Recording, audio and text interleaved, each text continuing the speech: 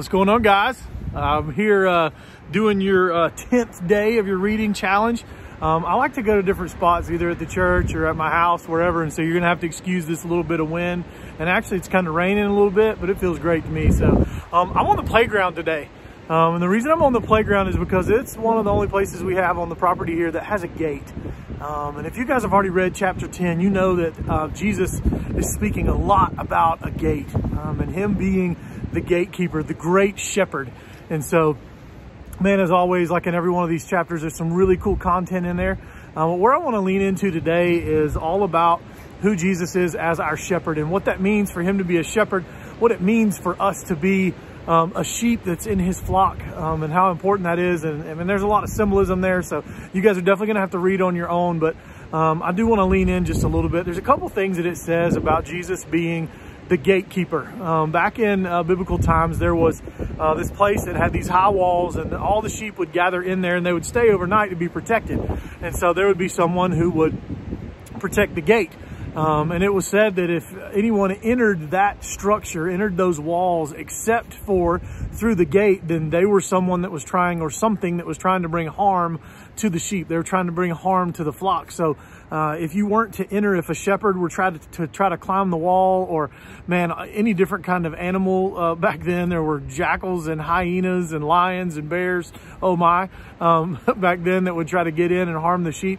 So anything that didn't come through the gate where the gatekeeper was considered something that was coming in to steal or kill or destroy.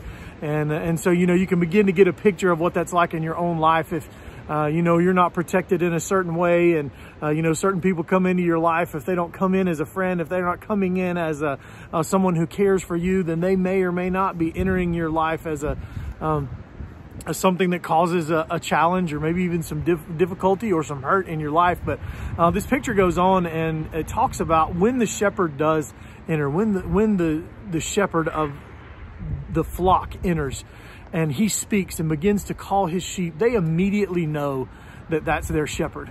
Not because they can see him, but because they hear his voice. They're comforted by his voice. And I don't know what he's saying. He might be saying, come on, sheep, get over here, let's go. It's time for supper. I got to get back to the house before mama gets mad. I don't know what he's saying. I'm sure there's some specific wording that they use, just like with any farm animal. There's probably a certain way to call them, and I won't speculate what that is today. But they know his voice. And there could be multiple shepherds come in and get their sheep at the same time.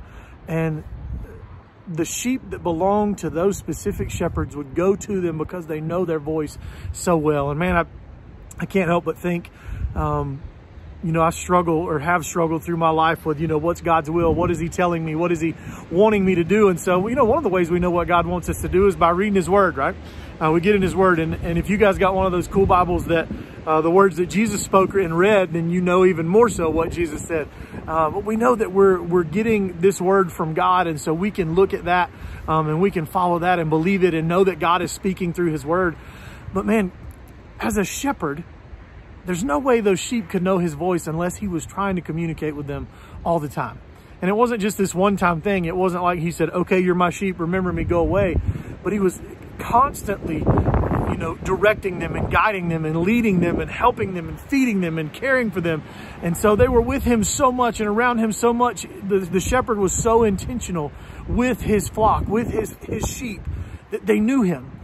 And man, I know that there were probably some great shepherds back in the day. There are a lot of shepherds that we read about. You know, David was one of them and became a king. He's a great shepherd. But Jesus is the greatest shepherd of all. So I know that as a good shepherd, that he is constantly communicating with us, that he's constantly reaching out. He's leaning into us and trying to guide us, and he wants that relationship with us. If you've committed your life to Jesus, you already have a relationship with him, and he's going to constantly speak to you through his word and through other people. And he wants you to sit quietly and contemplate him. He wants you to meditate on his word and just think about who he is and what he's done. He wants you to know that when you're feeling something, or when you're trying to make a decision, that you're using the wisdom that he's given, and you'll know that it's him because you know his voice, because he's the greatest shepherd of all. And so, man, as you guys are walking through this, even right now in the middle of what we're going through, to know Jesus' voice in the midst of all the voices that are happening has got to be the most comforting thing ever. I don't know what's going to happen with all this stuff. I'm not even sure if it's a good idea that I'm standing outside in this cold wind, but I trust that God's going to lead us. I trust that God is going to deliver us from homeschool, from, you know, finding toilet paper, from figuring out what this whole thing looks like, how long it's going to last. You know, what does quarantine look like long term? And I know that God has sent Jesus Christ to us.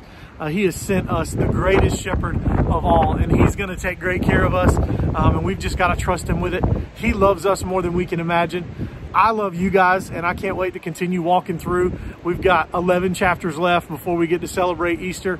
And I'm excited to do that with you guys. So read John chapter 10, take the challenge, jump in, give us some feedback on this video. We love you guys. Talk to you soon.